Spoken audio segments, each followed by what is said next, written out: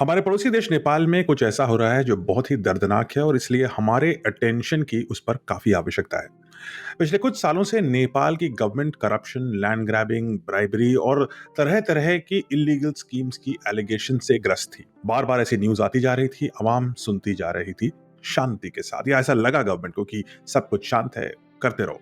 और इसके बीच कुछ ऐसी न्यूज़ आई जहाँ पर कुछ नेताओं के डॉटर्स, सन्स, ग्रैंड डॉटर्स और ग्रैंडसन्स विदेशों में पार्टियां और खूब धूम मचा रहे थे। नेपाल गरीबी से गुजर रहा था, जो सामान्य नागरिक था वो परेशान था, बेरोजगारी से, महंगाई से और पर्यावरण में होने वाला जो क्लाइमेट चेंज है उससे जो इम्पैक्ट हो रहा था उससे। और इस बीच कुछ एलीट लोग चारों ओर यूरोप से लेकर अमेरिका तक पार्टीज कर रहे थे और यहीं से युवा का जो आक्रोश है वो एक चैनल में तब्दील होना शुरू हुआ। डॉक्टर कलाम कहते थे, ignited mind of the youth is the most powerful resource on the earth, यानी युवा का तेजस्वी मन सबसे शक्तिशाली होता है। लेकिन अगर यही तेजस्वी मन को करप्शन, ब्राइबरी और गलत चीजें सहनी पड़ती हैं तो ज्यादा दिन तक वो आक्रोश को काबू में रख पाना किसी सरकार के लिए असंभव है।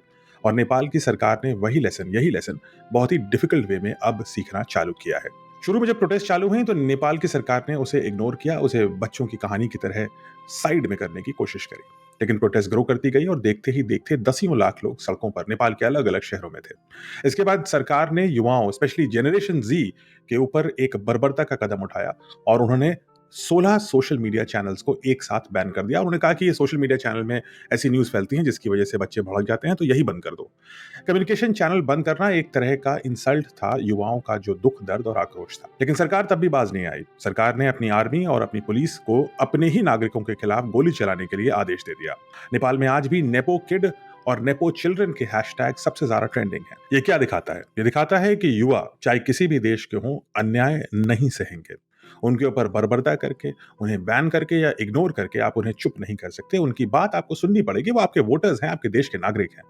और सरकार नागरिकों के लिए होती है, नागरिकों से होती है। नेपाल की सरकार ने ये लेसन हार्ड रूप में अब सीखना शुरू किया है, क्योंकि उनके कई मिनिस्टर्स भी रिजाइन कर रहे हैं सरकार की बर्बरता के खिलाफ।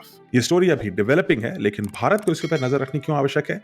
एक, क्योंकि ये अन्याय के खिलाफ युवाओं का आक्रोश है, नंबर 1। नंबर 2 ये है कि ये प्रोटेस्ट इतनी बड़ी हो चुकी है कि संभव है कि नेपाल की पूरी सरकार गिर जाए।